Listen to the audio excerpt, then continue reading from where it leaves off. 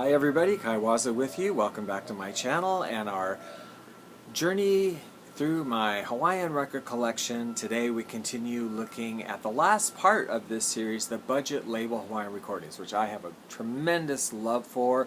I will buy, normally I don't buy duplicates of records, like if I have something, even if it's in a different cover or a different release, I don't get it because I'm kind of okay having the one. But budget labels, Hawaiian records, if they're cheap, I want every single one ever released, and there were a million of them, and I'm sure there's plenty more than what I have, although I have a lot, but I'm sure there's more out there to be had too, because they were released, you know, ad infinitum or whatever, like over and over and over again with different names, changing the names of the songs and whatever. So today, previously there were, as I've said, there were 4 groups that are responsible for most of the budget label Hawaiian recordings, and we've looked at 3 of them in the previous videos.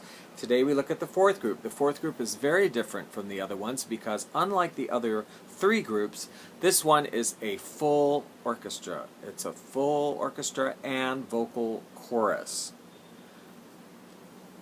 You know, dozens of musicians. So, and like all of the budget labels, recordings, it's a studio group. I don't know who it is.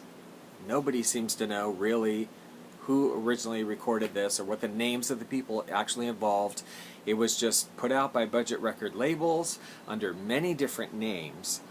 And I'm going to show you now just the records I have that are only that group number 4 symphonic orchestra group. Because there's a million of them that are like some symphonic and some Luke-Leilani and some whatever. But this is the ones I'm going to show you right now are just this symphonic group. They're also different because they're very dark.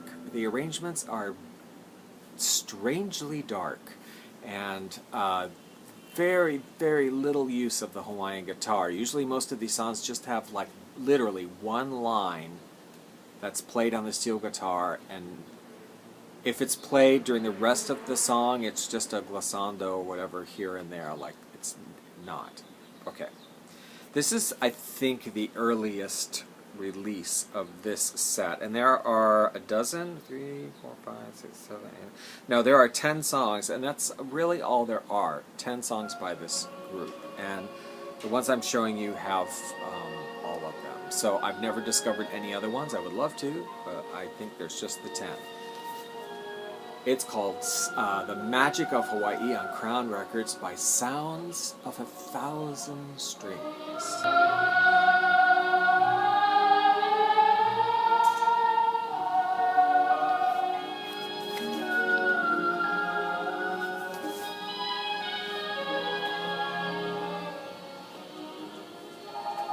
It was released as being by The Big Sound on several labels. Here's a Spinorama, Heart of Hawaii, The Big Sound. Kind of an interesting cover here.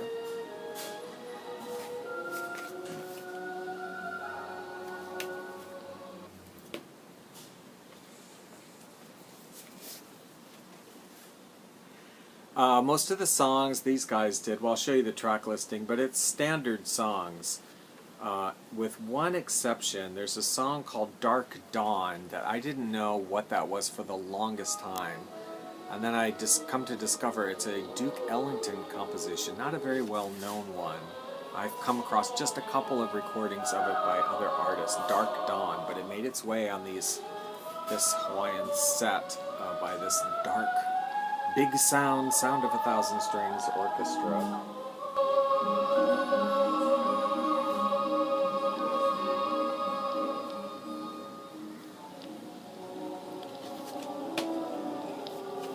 I love this cover, the auburn-haired lady with the fruit basket. They also do a funny version of Aloha Oi because it's one of the few songs where they try to sing a lyric and the chorus, instead of saying Aloha Oi, in all of their dark gloominess, they sing Aloha O. It's kind of funny. Now, that's all I have of that as a set, right? But there's also there's only what, like four or five songs from this small ensemble, string ensemble. I don't know who they are, and there's not enough to have a full album that I've ever come across. So most of the things I'm showing you just have like 2 or 3 songs from this little group, in combination with the big symphonic orchestra Sounds of a Thousand Strings that we just heard. And here's one of them, Hawaii and Other Songs of the Islands. George Nielson conducting the Hollywood Strings on Crown Records.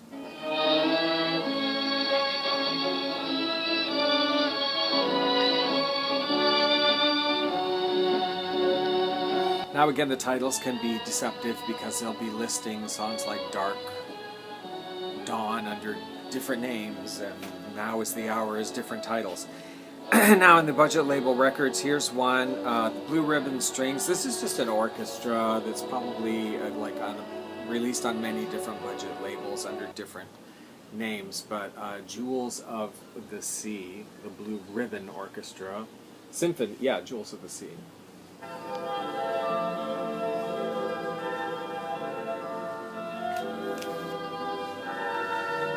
I bring these up because there's another Blue Ribbon Orchestra, Aloha Hawaii. This one is a combination of the one that we just saw, some tracks from that, and some of these Sounds of a Thousand Strings Dark tracks, as the Blue Ribbon Orchestra.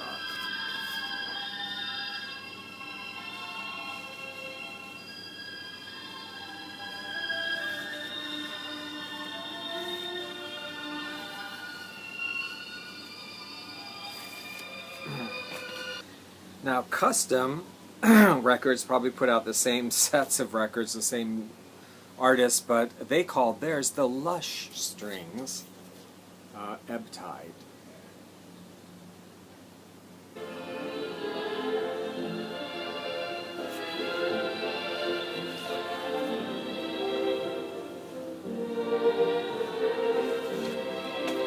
Here's the Lush Orchestra. They couldn't get away with calling it the Lush Strings because I don't know who this is, but contrary to what the label, the cover would lead you to believe, was Sandy Warner, the Exotica girl, on it. I don't know how she got there, but with a title like Temptation and these titles, you're expecting something very exotic, but in fact it really isn't. It's just, it's a big band. It's straight up big band record.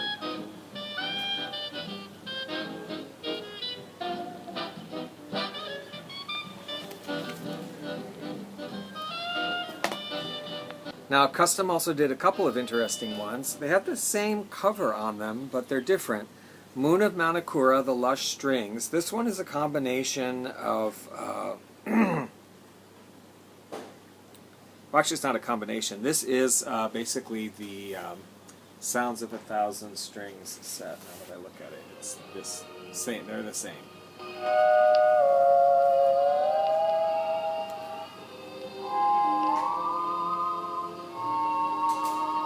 But now then they did another one, Sweet Leilani and Other Hawaiian Favorites, with the same cover on it, by the Lush Strings, but it is a combination of the Sounds of a Thousand Strings and some of the small combo orchestra. So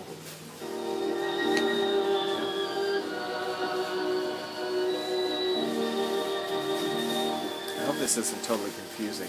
And now, if that wasn't enough, I'm just going to take a minute to say that there is actually another Exotica, another budget label group that's not Hawaiian. It's Exotica, really, but it isn't really Exotica, it's really just African. But they marketed it when Martin Denny and the Exotica craze and all started kicking off. Of course, the budget labels are going to be in on that, and they did some good Exotica records that we've looked at under their the actual artists, Robert Drasnin, Voodoo, what is it called? Voodoo. Great Exotica album on a budget label by an identifiable artist. Also, the Surfmen, which was put out by Somerset Records, Alshire, that group.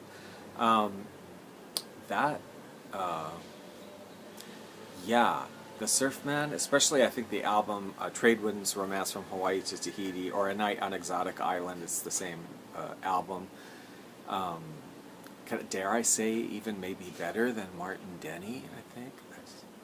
Is that sacrilegious? But anyway, their really rip-off Exotica group was just an African or Haitian or something ensemble with drumming and singing.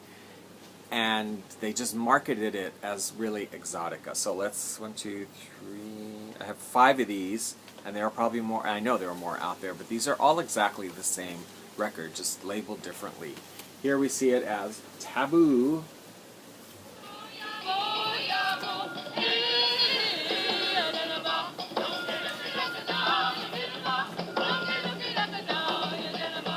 And of course this is Chief Bay and his royal household. These names are all fictitious. Here's the same record again on Clarity Records. Jungle Percussion, Sabu and his Jungle Percussionists. Exactly the same record.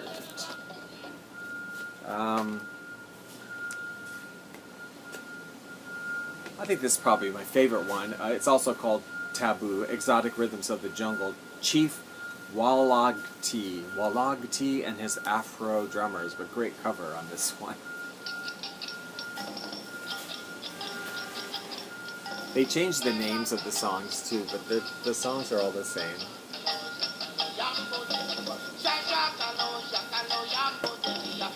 Interesting release of this album is on Alphi, where they call it Tahitian percussion. It's not even remotely Tahitian, but you know,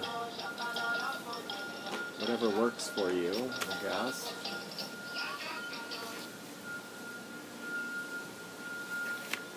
Then the final copy I have of it, this is also very cool, called Erotic Percussion. I love how they sort of, you know, whatever, early photoshopping. Notice the name changes on this album.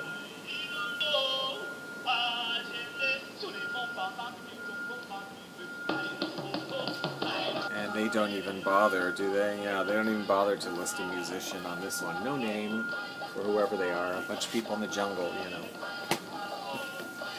Okay, I'm going to stop there, and that's it. Now, the next video, we're going to look at the combinations, the budget labels that are just, I won't talk a lot individually about the records because they're all, some of them I will, but they're all just combinations of these different groups that we've been looking at, these 4 groups that we have been looking at. Okay, that's the next video, so we'll see you next time.